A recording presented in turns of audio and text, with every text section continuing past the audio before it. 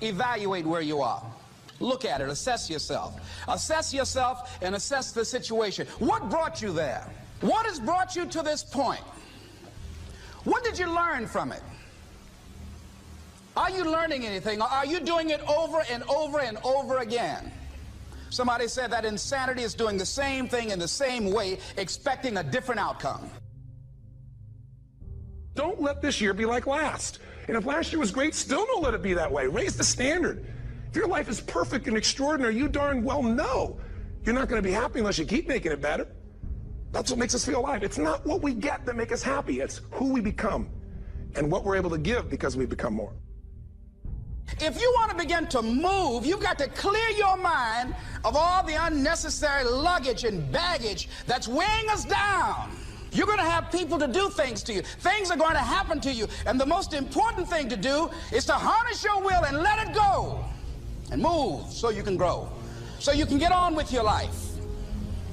It doesn't matter about what happens to you. What matters is, what are you going to do about it? If there's anything that'll shift your life, that'll get you to thrive in a difficult situation, is take some massive action. Try something else. Change it, try it, move it. Progress equals happiness.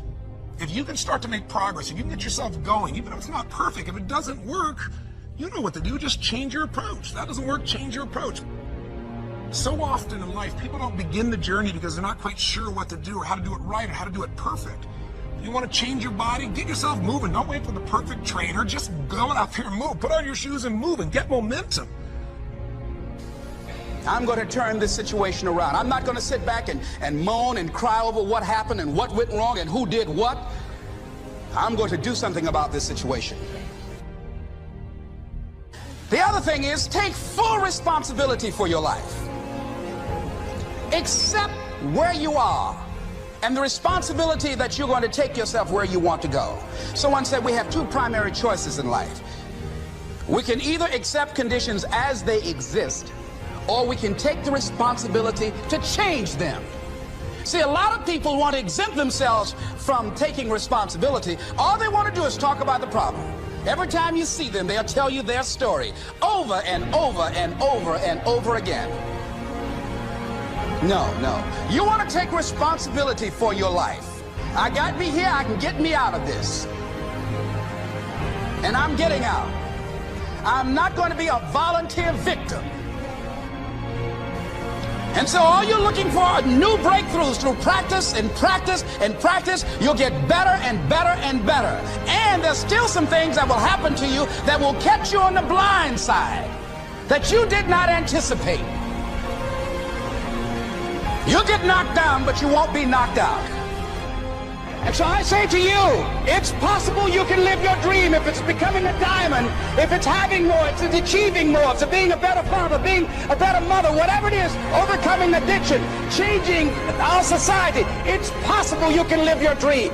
It's necessary that you have a plan of action, that you're resilient, that you stick to, and you work with the system, that you work with people, that you give support, and that you be there for them, that you have the vision and never give it up, that you become creative and relentless and keep on coming back again and again and again, and that it's you got to take personal responsibility to make it happen, and that it's hard. Easy is not an option. And when life knocks you down, jump back up and say, it's not over until I win. People and situations that upset you. See, there's some people that know just how to push your button. They know just what to say. But I'm not going to expend any energy arguing with anybody. Life is too short, ladies and gentlemen, and unpredictable. I don't want to spend my time arguing with anybody, so I avoid situations that will get me upset. I don't argue with people. Draw the line, ladies and gentlemen. There are certain things that we just go through life just taking, and at some point, you just got to draw the line. You just say, enough is enough. You got to do that with yourself. One negative stroke is 16 times more powerful than a positive stroke. And if you have people around you who are not sensitive to who you are, and the people that can hurt you the most, ladies and gentlemen, are the people that you love. That you love. They're the ones that you're vulnerable to. They're the ones that can get to you. And if they're insensitive, I don't care who they are. See, if you don't draw the line with people, if you just let them run rampant in your life, and you let things happen to you that you don't feel good about, if you continue to allow it to happen, you won't feel good about yourself. Your image of yourself will erode. So you've got to draw the line. Why do people just go to a job where they're miserable, day in and day out? Why do people stay together and they're miserable, sleeping in separate rooms, or arguing, or the only thing they have in common is paying the bills? Don't talk, don't communicate, don't share anything together. Day in and day out, as short and unpredictable that life is, being mean to each other. Why do people do that? Known hells are preferable to strange heavens because it's familiar. See, life is rough, ladies and gentlemen. It's rough, and it's scary. It's scary growing. It's scary taking a chance. It's scary acting on your intuition, on your guts. It's scary. It's frightening. There are people that's tolerating things right now, and they're immobilized by fear. They can see the hammer coming, and they're afraid to even move because it's scary.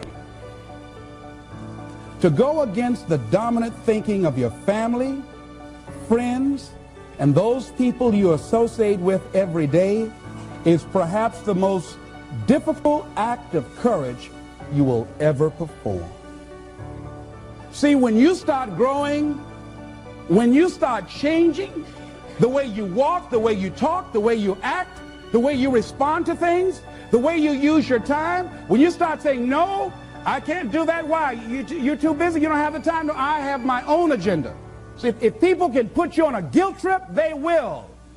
And use you and abuse you over and over and over again. You got to draw the line. You have to draw the line on them. Don't go through life feeling like you're powerless. Victims are people that are powerless. You're not powerless. You are powerful. You direct the power in your life. Whatever your life is right now, it is a duplication of your consciousness. It's a result of how you have decided to use your power. That's all it is. That's not who you are. That's just a perverted use of your power that you aren't satisfied with. And you've got the power to change that. Wherever you are, how, I don't know. But I know you've got the power to do that. But you don't know what has happened to me. It really doesn't matter what has happened to you.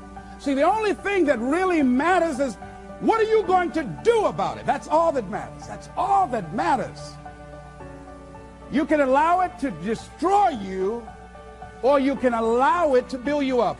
We never get to a level where we feel that there's nothing else for us to do, that we've achieved a certain number of goals and we figure that we're through. No. You don't want to stay there and celebrate too long like a lot of people do. They do something they consider outstanding. They go around talking about what they used to do. See, let me tell you, I used to do this and I used to do that. Excuse me, used to be's don't make no honey. What are you doing now? You're still here breathing. That means you've got some more to give. Doesn't matter how old you are, doesn't matter about where you are, doesn't matter about what you have, doesn't matter about what you've done. Life is about growing, it's about being productive, it's about stretching, it's about challenging yourself. So you start looking around and decide, hey, what else do I want to do? What got me here? It's a time for celebration, but also a time for reflection. What got me here? What worked? What did not work? What do I need to do to repeat so that I can get the same kind of results in other areas of my life? If the goal is to improve my health, if the goal is to improve my relationship, if the goal is to improve my income, if the goal is to improve something in society, what is it I need to do? Now, don't get confused with what you do with who you are. Don't trip. Don't go on some type of ego trip. Start talking about how bad you are. None of us do anything by ourselves. Develop an appreciation for external support as well as good fortune, because all of those things play a role. The other thing is, don't go overboard, celebrate. You must meet with triumph and disaster and treat those two imposters just the same. You look at it, hey, I did it. I feel good about that. Now you're moving on to the next thing. Things did not work out the way you wanted them to work out. You didn't produce the results you wanted to produce. Hey, miss that. Win some, you lose some. Next, moving right on. Don't confuse who you are with what you do. Make your mind fertile ground for the seeds of opportunity. Think if you want to experience a sense of fulfillment, you got to have an open mind so that ideas can come in there and take root and grow.